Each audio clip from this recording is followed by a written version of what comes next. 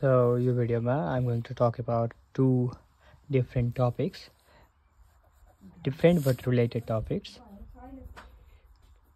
magnetic flux,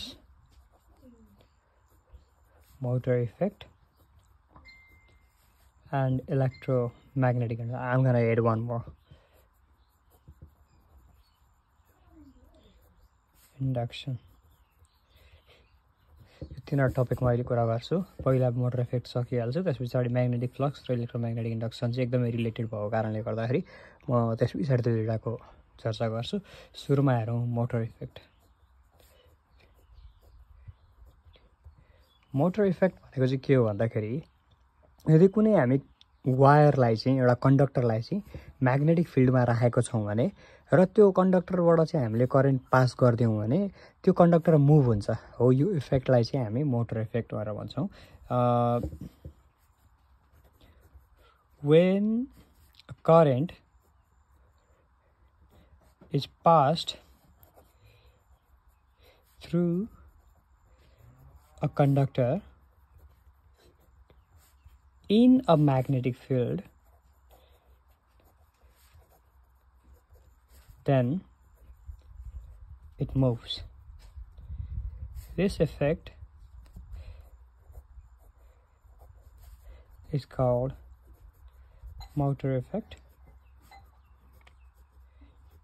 हामीसँग सबै एउटा बार म्याग्नेट छ अरे, नर्थ साउथ भएको। यो बार म्याग्नेटमा एउटा म्याग्नेटिक फिल्ड प्रोड्युस भइरहेको हुन्छ, नर्थदेखि साउथतिर यसरी गइरहेको हुन्छ म्याग्नेटिक लाइन्स अफ फोर्स। यसले गर्दा म्याग्नेटिक फिल्ड प्रोड्युस भइरहेको हुन्छ। अनि यो म्याग्नेटिक फिल्डमा चाहिँ कहीँ हामीले एउटा करेन्ट क्यारिङ कन्डक्टर यहाँनिर राखेको छौँ अरे, करेन्ट क्यारिङ कन्डक्टर राखेको छौँ अरे, र यसमा चाहिँ हामीले यदि करेन्ट पास गरिदियौँ भने यो कन्डक्टर चाहिँ मुभ हुन्छ। अनि यो इफेक्टलाई चाहिँ हामी मोटर इफेक्ट भनेर भन्छौँ। यो कन्डक्टर किन मुभ भएको भन्दा हामीले अगाडि भर्खर पढेको चाहिँ एउटा म्याग्नेटिक इफेक्ट अफ करेन्ट भन्नेसँग रिलेटेड छ। म्याग्नेटिक इफेक्ट अफ करेन्ट भनेको चाहिँ के हो भन्दा, यदि कन्डक्टरमा हामीले चाहिँ करेन्ट पास गऱ्यौँ भने त्यहाँबाट म्याग्नेटिक फिल्ड निस्किन्छ भन्ने पढेको थियौँ। अब यसबाट पनि एउटा म्याग्नेटिक फिल्ड आइरहेछ, यसबाट पनि एउटा म्याग्नेटिक फिल्ड निस्क्यो भने के हुन्छ त, दुईवटा चुम्बक सँगै राखे जस्तो हुन्छ।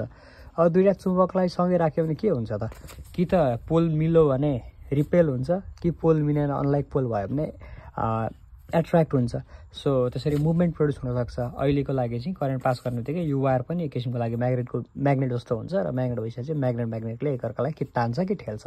So in this way, when a current is passed through a conductor placed in a magnetic field, then a motion is seen in that conductor, and this overall effect is known as motor effect. यदि हामीले कुनै पनि magnetic फिल्डमा तारलाई राख्यौँ र त्यो तारमा current बगायौँ भने त्यो तार हल्लिन्छ, र यो हल्लिने इफेक्टलाई चाहिँ मोटर इफेक्ट भन्छ। मोटर इफेक्टले के गर्छ भन्दा, इलेक्ट्रिसिटी लिन्छ र त्यसलाई मोसनमा चेन्ज गरिदिन्छ। So motor effect basically does is it takes electricity and converts that electricity into motion. Electrical energy लाई kinetic energy मा कन्भर्ट गरिदिन्छ। र एप्लिकेसन्स यसको एप्लिकेसन के भने, फ्यान बेस्ट इक्जाम्पल, फ्यान अनि इलेक्ट्रिक मोटरले के गर्छ, इलेक्ट्रिसिटी दिन्छ अनि त्यस पछाडि त्यसलाई मोसनमा कन्भर्ट गरिदिन्छ। So name any device that is based on motor effect भनौँ भने electric motor, fan, and likewise mixer, grinder. There are so many examples on which work on the basis of motor effect. So motor effect भनेको basically के हो भन्दा, यस्तो असर हो जुन असर चाहिँ यदि इलेक्ट्रिसिटी पास गर्यो भने कुनै पनि कन्डक्टरमा म्याग्नेटिक फिल्डमा राखिएको त्यो मुभ हुन्छ। And these are the things that are based on this. Electric मोटरको बारेमा डिस्कस गर्दै गरौँला। Now let us move on to our next topic, that is magnetic flux. यो एकदमै इम्पोर्टेन्ट टपिक हो। किन इम्पोर्टेन्ट टपिक हो भने, यो म्याग्नेटिक फ्लक्स बुझ्यो भने मात्रै इलेक्ट्रोम्याग्नेटिक इन्डक्सन भन्ने टपिक बुझिन्छ, र इलेक्ट्रोम्याग्नेटिक इन्डक्सन पनि एकदमै इम्पोर्टेन्ट छ क्लास 10 को सिलेबसको आधारमा। म्याग्नेटिक फ्लक्स भनेको चाहिँ एकदम सिम्पल, एकदम सरल भाषामा भन्ने हुँदाखेरि the number of magnetic lines of force passing through a surface area, through a surface or surface मात्रै भन्दा भयो is called magnetic flux. Magnetic flux भनेको चाहिँ एउटा सर्टेन एरियामा चाहिँ कति number of magnetic lines of force pass भइरहेको छ हो त्यो नम्बरलाई चाहिँ हामी म्याग्नेटिक फ्लक्स भन्छौँ। अथवा बेला अरू तरिकाले डिफाइन गर्दाखेरि the magnetic field passing through a surface area is called magnetic flux भन्न पनि सक्छौँ हामी। अब हामीले अहिले भर्खर यहाँ स्टडी गरे जस्तो फेरि एउटा म म्याग्नेट बनाउँदैछु, सेम टाइपको म्याग्नेट, एउटा बार म्याग्नेट छ अरे, नर्थ साउथतिर गइरहेको छ अरे। नर्थबाट एकदमै धेरैवटा चाहिँ म्याग्नेटिक फिल्ड लाइन्सहरू निस्किएको हुन्छ, एकदमै धेरै। र यी सबै निस्किएको लाइनहरू चाहिँ पुग्ने कहाँ हो भन्दा यता साउथतिर पुग्ने हो। अनि यसरी कहिले पनि म्याग्नेटिक लाइनहरू चाहिँ एकअर्कासँग इन्टरसेक्ट हुँदैन। सो यसरी टाढा टाढामा यसरी गएर इभेन्चुअली साउथमा एन्ड हुन्छ। सो यो हामीले यहाँ देख्न सक्छौँ। यो म्याग्नेटिक लाइन्स अफ फोर्स नर्थदेखि साउथतिर यसरी डिरेक्सनमा मुभ भइरहेको हुन्छ भन्दा पनि यसरी गइरहेको हुन्छ नर्थदेखि साउथ डिरेक्सनमा। म्याग्नेटिक फिल्ड यसरी यतातिर फर्केको हुन्छ। अब यो म्याग्नेटिक लाइन्स अफ फोर्स चाहिँ एउटा सर्फेस एरिया हामीले लियौँ अरे, एउटा प्लेन एउटा कागजको टुक्रा हामीले यसरी लियौँ अरे र कागजको टुक्रालाई यहाँ राख्यौँ अरे। अहिले यो कागजको टुक्रामा चाहिँ कतिवटा म्याग्नेटिक लाइन अफ फोर्स छिरो भन्दा एउटा दुईवटा तिनवटा हो। यो number of magnetic lines of force passing through this surface area is known as magnetic flux. अब यो म्याग्नेटिक फ्लक्स चाहिँ जति टाढा लगो म्याग्नेट भन्दा कुनै पनि अब्जेक्टलाई त्यति थोरै पास हुन्छ, किनभने जति टाढा लगो त्यति पर हुन्छ म्याग्नेटिक लाइन अफ फोर्स। अब यो म्याग्नेट यो कुनै यही एरियालाई हामीले चाहिँ यहाँ पोलको नजिकै लगिदिउँ भने के हुन्छ त, एरिया त त्यही हो, तर पोलको नजिकै लाँदाखेरि यहाँबाट धेरै हाई डेन्सिटीमा चाहिँ म्याग्नेटिक फिल्ड लाइनहरू निस्केको कारणले अब यो पोलको छेउमा चाहिँ एकदमै धेरै म्याग्नेटिक लाइन अफ फोर्सहरू चाहिँ त्यही एरियाबाट पास हुन्छ। त्यसैले पोलको छेउमा चाहिँ म्याग्नेटिक फ्लक्स ज्यादा हुन्छ, पोलदेखि टाढा यो बिचतिर अलिक कम हुन्छ, फेरि पोलतिर एकदमै ज्यादा हुन्छ। म्याग्नेटिक फ्लक्स भनेको चाहिँ the number of magnetic lines of force passing through a surface area. एउटा सर्टेन सर्फेस एरिया हामीले लिएको सर्फेस एरियाबाट चाहिँ कति number of magnetic line of force जाँदैछ भन्ने कुरा चाहिँ म्याग्नेटिक फ्लक्स हो। And it decreases as we move away from the magnet. Magnetic फिल्डभन्दा जति टाढा जाँदै गयौँ त्यति म्याग्नेटिक फ्लक्स घट्दै जान्छ, जति पोलको नजिकै राख्यौँ त्यति म्याग्नेटिक फ्लक्स ज्यादा हुन्छ। र it is denoted by phi. Magnetic फ्लक्सलाई चाहिँ हामी फाइले डिनोट गरेर गर्छौँ र यसको युनिट चाहिँ के हुन्छ भने वेबर मिटर स्क्वायर हुन्छ। वेबर मिटर स्क्वायर भनेर हामी भन्छौँ, अथवा यसलाई अर्को पनि basic unit, but let's just talk about weber metre square now. So this is all about magnetic flux. अब यो म्याग्नेटिक फ्लक्स चाहिँ इलेक्ट्रोम्याग्नेटिक इन्डक्सनसँग कसरी रिलेट छ त भन्ने कुरा हामी let's see in the next page. Our next topic is electromagnetic induction.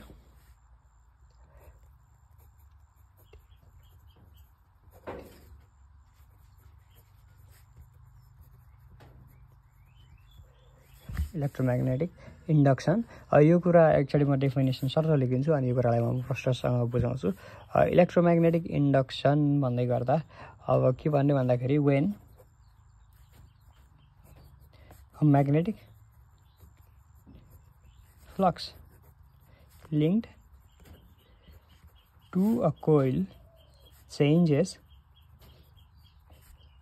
An EMF is induced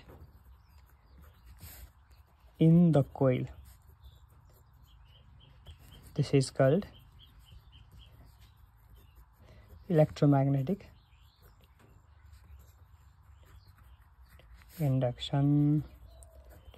यो डेफिनेसनमा तपाईले ख्याल गर्नुपर्ने कुराहरु के छ भने when a magnetic flux linked to a coil changes EMF is induced.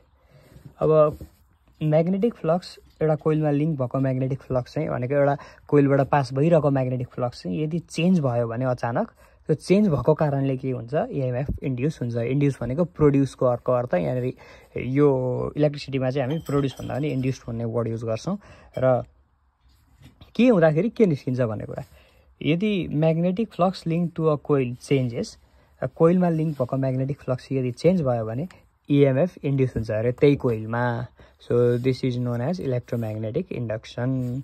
अब यसलाई बुझ्नको लागि चाहिँ सपोज मसँग एउटा दुईवटा टुक्रा छ अरे बार म्याग्नेटको यसरी साइड बाई साइड राखिएको र यो साइड बाई साइड राख्दाखेरि ठ्याक्कै पोल चाहिँ अपोजिट हुने राखेको छ। यो साइडको नर्थ पोल यता फर्केको छ, यो साइडको साउथ पोल यता फर्केको छ। भनेपछि म्याग्नेटिक लाइन्स अफ फोर्स कसरी जान्छ भन्दाखेरि सिधा भएर म्याग्नेटिक लाइन्स अफ फोर्स गइरहेको हुन्छ। अब म्याग्नेटिक लाइन्स अफ फोर्स यसरी गइरहेको बेला हामीले एउटा कोइल बनायो र कोइल भनेको के हो भने बुझ्नु पर्यो।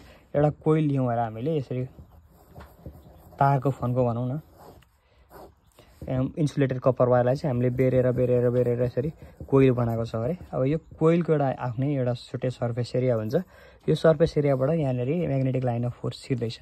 यसरी सर्टेन एरियामा म्याग्नेटिक लाइन्स अफ फोर्स छिर्यो भने त्यो number of magnetic lines of force passing through a surface is called magnetic flux, जुन अहिले भर्खर हामीले हेऱ्यौँ हो। यो certain amount of magnetic flux यो कोइलमा लिङ्क भएको छ, यो कोइलबाट पास हुँदैछ। So we can say magnetic flux linked to a coil। यो कुनै एउटा कोइलमा certain amount of magnetic flux link भएको छ अहिले। अब केही गरी हामीले यो कोइललाई मुभ गरेर हुन्छ कि यो म्याग्नेटलाई मुभ गरेर हुन्छ कि, यदि यसबाट निस्किरहेको म्याग्नेटिक फ्लक्स चाहिँ यसमा परेको एमाउन्ट चाहिँ हामीले चेन्ज गरिदिउँ भने अब त्यो चेन्जको कारणले चाहिँ के प्रोड्युस हुन्छ अरे भन्दा यो तारमा अब करेन्ट प्रोड्युस हुन्छ अरे हो। यो करेन्ट प्रोड्युस हुनुलाई चाहिँ इलेक्ट्रोम्याग्नेटिक इन्डक्सन भन्छ। के को कारणले? Change in the magnetic flux link to the coil. So let us refresh this once again. Electromagnetic induction is the process of induction of EMF in a coil when magnetic flux linked to that coil changes. Whenever the change takes place or however long the change takes place, the magnetic field continuously induced in the coil. So this is all about electromagnetic induction. So electromagnetic induction हुनलाई चाहिँ के कुरा जरुरी छ भन्दा magnetic flux कोइलमा link हुनु पर्यो र त्यो लिङ्क भएको म्याग्नेटिक फ्लक्स कन्टिन्युअसली चेन्ज हुनु पर्यो र जतिन्जेलसम्म त्यो म्याग्नेटिक फ्लक्स चेन्ज भइरहेको छ त्यतिन्जेलसम्म चाहिँ यहाँनिर इलेक्ट्रिसिटी यानि कि इएमएफ यानि कि भोल्टेज जेनेरेट भइरहेको छ।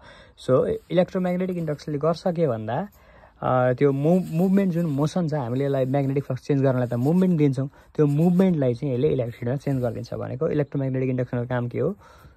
मोसनलाई इलेक्ट्रिसिटीमा चेन्ज गर्नु। अघि मोटर इफेक्टको काम के थियो भन्दा इलेक्ट्रिसिटीलाई चाहिँ मोसनमा चेन्ज गर्थ्यो। अब इलेक्ट्रोम्याग्नेटिक इन्डक्सन चाहिँ के गर्छ? मोसनलाई चाहिँ इलेक्ट्रिसिटीमा चेन्ज गर्छ। अब यसमा इलेक्ट्रोम्याग्नेटिक इन्डक्सनमा बेस भएर काम गर्ने डिभाइस के भन्दा यसकै आधारमा हामीले एन्सर दिन सक्छौँ। इलेक्ट्रिसिटी निकाल्ने डिभाइसहरू के हो त? मोसन युज गरेर भनेको मुभमेन्ट युज गरेर डाइनामो,